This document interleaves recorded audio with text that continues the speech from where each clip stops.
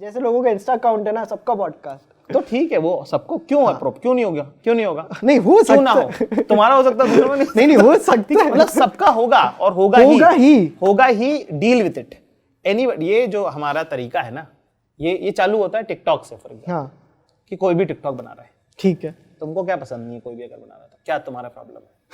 तुम्हारा क्या सही प्रॉब्लम? बात है। तो वो गरीब आदमी से प्रॉब्लम है तुमको लगता है कि गरीब है तो मजदूरी करे, ठीक है ना?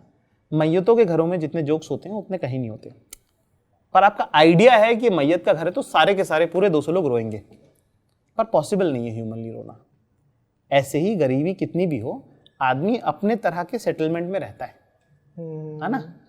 वो अपने तरह का हंस लेता है, वो अपने तरह का फिल्म भी देखता है, वो अपनी तरह की मौज भी करता है, वो अपनी लिमिटेड कैपेसिटी में अपना हर इमोशन एंजॉय करता है वो, ठीक है? उसकी फाइनेंशियल स्टेटस उसकी हंसी पे नहीं कोई वो है। तो जब उसको, अगर उसके पास मौका है कि वो आप कुछ फन बनाना चाहता है और वो बना सकता है और पोस्ट करता है और लोग देखते हैं, तो क्या प्रॉब्लम है? आपको पसंद नहीं है उसके पीछे की दीवार, आपको जलन है उन लोगों से कि ये क्यों मजे कर रहा है कम पैसों के बावजूद। आपको सेम हरकत, सेम डांस एक अच्छी लाइटिंग में एक कोई अमीर घर की लड़की करती तो वो आपको ओके, वो क्रिंज नहीं लग रहा आपको, क्योंकि गरीब घर के लोग कर रहे हैं तो आपको ये क्लासिस्ट है, ये क्लासिस्ट है। और इसके आगे भी है। फिर ये वाली बात है, ये हम जो इंटरनेट का जो बेसिक सिद्धांत है, जो उसका प्रिंसिपल है, वो यही है। इट्स नॉट अबाउट, मतलब मैं आपके बारे में नहीं ना, इंटरनेट का बेसिक प्रिंसिपल क्या था? Access of information to everybody, कि जो साहब फलानी जगह पे किताब रखी है बस वो किताब फाइनल है, बस वहीं पे रखी है, ये नहीं होगा। इंटरनेट पे कम्युनिकेशन दूर संचार का माध्यम है ना, कोई भी किसी से कभी भी बात कर सकता है, ये था इंटरनेट, ठीक है? तो जब कोई भी किसी से कभी भी बात कर सकता है तो करने दो ना उनको बात। सही बात है, ठीक है? कोई भी वीडियो बना सकता है, आपको एक्टर डायरेक्टर होने की जरूरत नहीं, कोई भी कहीं बैठ के वीडियो बना, तो वो बनाने दो उनको वीडियो, ठीक है? ऐसी पॉडकास्ट है। तो मुझे ये जीवन में, मैं बहुत साल से ये देख रहा हूँ कि जब यूट्यूब शुरू हुआ, तो जब टीवी शुरू हुआ तो फिल्म वालों ने बोला कि टीवी क्या चीज़ है, क्या मीडिया में कुछ भी होता रहता है इस पर, ठीक है? फिर सारे एक्टर्स टीवी पे आने लगे अपनी फिल्में प्रमोट करने के लिए, ठीक है? एक टाइम तो टीवी का पीक यहाँ पे आया कि इंटीग्रेशन होते थे, ठीक है? कि तारक मेहता में जाके साहब गोविंदा को खड़ा होना पड़ रहा है, या जो भी, मतलब फॉर एग्जांपल, मुझे याद नहीं कैसे होता, पर ऐसे बहुत एक्टर्स को आना पड़ा ना। वैसे शाहरुख को एक बात बोलनी पड़ेगी, आप जहाँ भी जब भी एंट्री मारते हैं धमाकेदार एंट्री मारते हैं। फिर उसके बाद इंटरनेट आया तो फिर सारे एक्टर्स और डायरेक्टर्स उन्होंने बोला कि अरे ये क्या यूट्यूब, कुछ भी होता रहता है, कुछ भी चल रहा है आजकल फलाना ढिमका। इसीलिए जब फिल्म मेकर्स को जब वेब सीरीज बनाने का मौका मिला तो उन्होंने भर के सेक्स और गालियां दी, क्योंकि उनकी लिमिटेड अंडरस्टैंडिंग में उन्होंने उसके फिनोमेना को समझने की बजाय उन्होंने ये समझने की कोशिश करी कि अच्छा गाली चल रही है क्या, सेक्स पॉर्न देखते हैं लोग और गाली दे रहे। उसकी फीलिंग, उसका एहसास, उसके पीछे का साइकी क्या है, वो अंडरस्टैंड करने का टाइम नहीं उनके पास, ना उनके पास ज़हनी काबिलियत थी उसको समझने की कि क्यों लोग इनहिबिशन फ्री कंटेंट देखना चाह रहे हैं।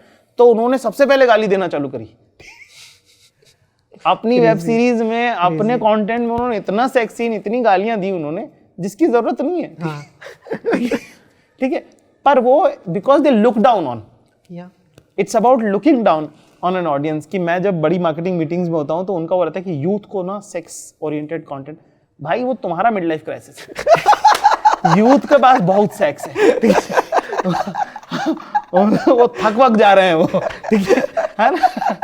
वो तुम्हारी फ्रस्ट्रेशन है कि तो पॉडकास्ट भी आएंगे, सबके आएंगे, सबके हिस्से के हैं, ऐसा नहीं हो सकता। क्योंकि आज जब हम ये बात कर रहे हैं, इसको देख के भी कुछ लोग हैं जिनको लग रहा है कि ये कौन है जो बैठ के बात कर रहे हैं, इनको क्या आता है, इनको क्या पता कि ये लोग ऐसी बातें कर रहे हैं, है ना?